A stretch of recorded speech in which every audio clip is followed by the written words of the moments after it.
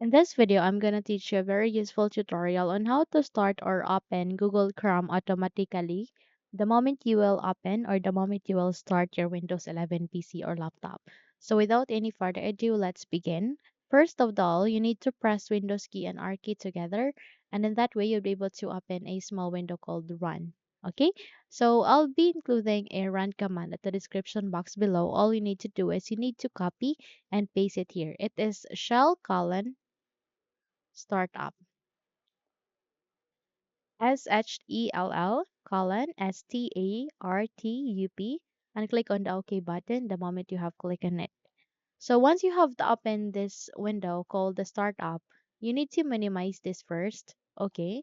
And please proceed to the button search bar and type for Chrome.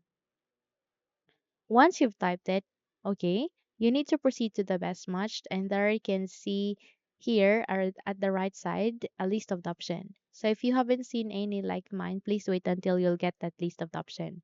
Once here, please proceed to open file location, click on that one.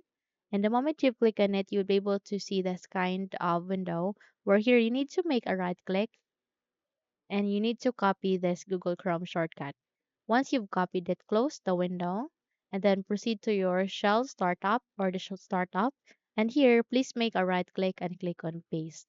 Once you have pasted the Google Chrome here, close this window and then restart your computer. So once you've restarted your computer, you can now start or run this Google Chrome automatically the moment your Windows 11 starts. Okay?